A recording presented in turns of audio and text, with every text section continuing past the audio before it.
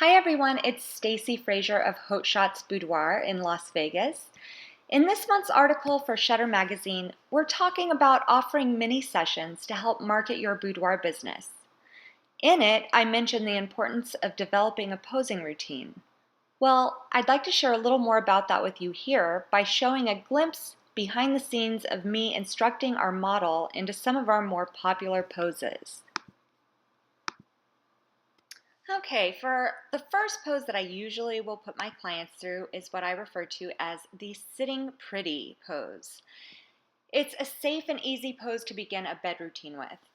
And I instruct an active arch, the energy in an exhale, using the hand in the hair, actively using the hand in the hair, and staggered feet to show off the length of the legs. Okay, so you're going to sit on the edge of the bed, the very edge, and you want to stagger your feet on your tippy toes and really arch and push into your hair. So that's the energy of the shot. You're going to be pushing in and exhaling off that direction.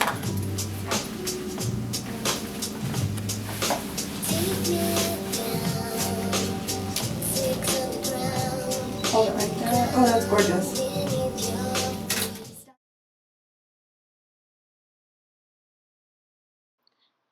This next pose was actually a spontaneous idea during this session, so you can literally see me working through it until I perfected it enough to get to the final image.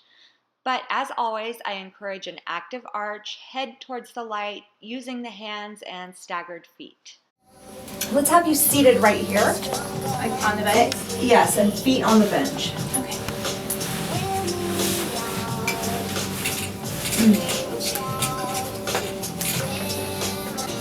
And kind of like you're not even aware that I'm here.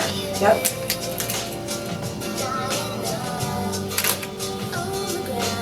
Angle your head down now. A little bit. Yeah, there we go. Perfect. Stagger your feet so they're not the same. Yep. Perfect. Bend your elbows a tiny bit.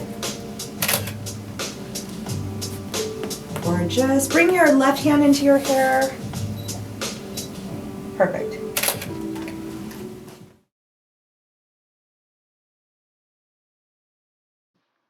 Next up is a pose I refer to as the seductive lounge. You'll have your client lie on her side and create curves by dropping her top knee forward and sliding her top elbow behind the waist, as you'll see in the video.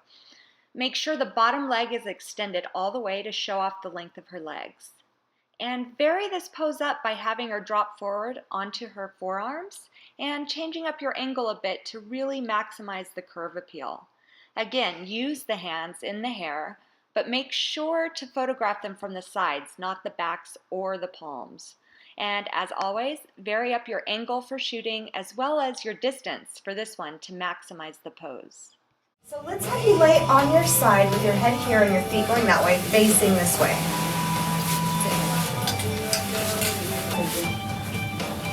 And flip to this side, so you're on your side. And scoot back a little. Slide a little bit this way so you can extend that bottom leg. Perfect. Tip this leg over. Oops, keep the foot up. Yep, there we go. That's gorgeous. Bring this hand back up. And with this hand, bring it on your thigh and slide your elbow back. Keep going, drop it. Yep, there we go. And a little lift on the fingers. A little less. There we go, perfect. Okay, and do exactly what you did there, looking along your body. About right there.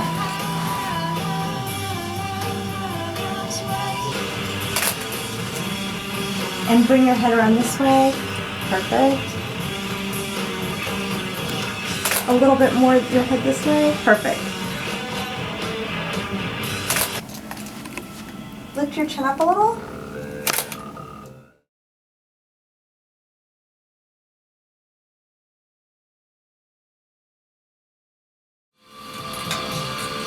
Super cute. Let's have you now at a diagonal. So you're coming this way more. Perfect. And sink into this arm. Perfect. Oh, I love that. Okay.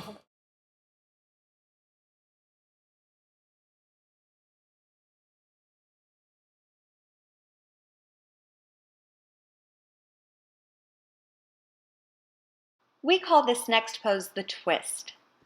Have your client lie down on her back, bend her knees, and drop them to one side while arching her back. This may require her to pop her hips backwards a bit. Then have her turn her head to the opposite direction than her knees are facing. Instruct her to bring her chin back towards you until you can see separation between her nose and lips. Have her close her eyes and exhale and take your shot. This single pose can generate a lot of variety by simply walking around her. So, you're going to lay on your back with your head here and your feet there diagonally. Now, drop your legs to the right, your knees. Yes! Oh my God, you did that perfect. Now, left hand on your, yep, there we go. Let's see. You know what, bring it to your waist. Oh, no, do what you were just doing. Up, up, up, up. Are very gentle. There we go.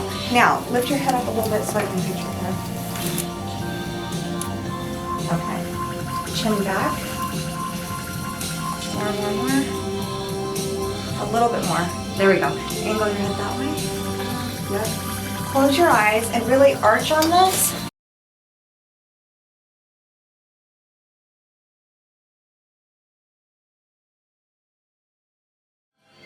Gorgeous. Elongate your legs a little bit because they're kind of, yep, there we go. Perfect. Hold that. And arch, arch, arch like you're stretching back.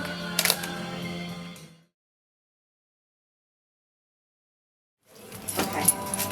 Angle your head a little bit that way. And close your eyes. Exhale.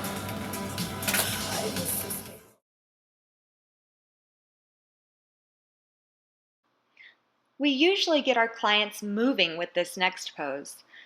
I generally use it pretty early on in my sessions with my clients to determine their level of confidence, their ability to follow direction, and to see the range of motion they are even capable of. I usually encourage them to move on their own, running their hands along their body, sinking backwards with their behinds, gyrating their hips from side to side a bit, shaking their hair, and other fun movements. This series can bring out a ton of personality and usually results in them purchasing at least 3 out of the bunch, since they always look amazing when displayed together. However, for the clients who have a hard time with this, and many do, I simply pose them as I do with Danielle here. Tilt your hips this way so that your head goes this way. Yeah. And bring your head down. And use your hands in your hair.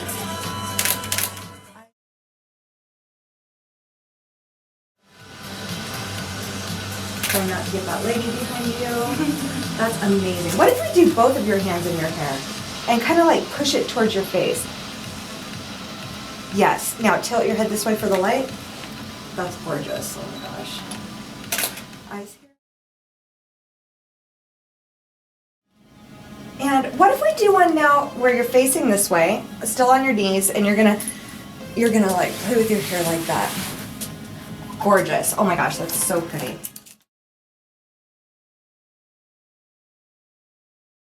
For this next pose, I instruct my clients to get into a crawl position on the bed.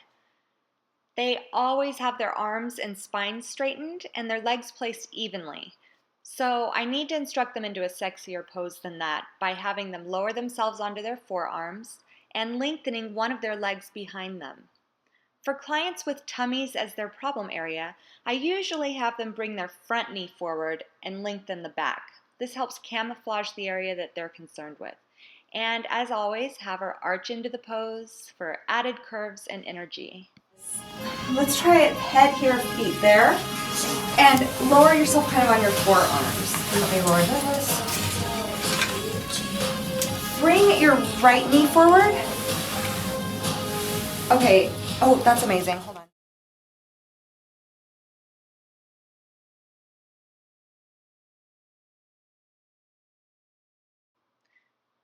I normally do this last pose against an actual headboard, but I couldn't get past the silly face staring back at us on this location's particular bed. Thankfully, we had another piece of furniture that worked beautifully. The key to this pose is getting the client's rear end as close to the headboard as possible. This makes her legs look ridiculously long and gorgeous.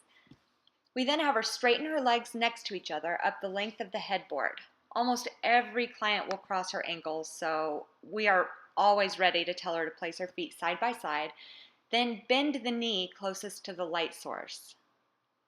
There are many things you can have them do with their hands, but for this instance, I instructed Danielle to place them on her waist.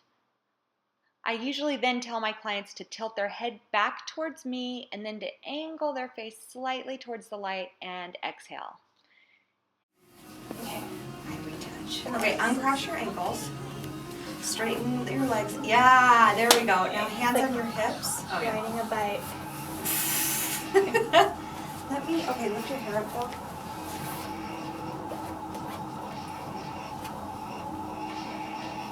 Okay, that's awesome. Chin back. And angle your head a little to the right. Chin back even more towards me. Exhale.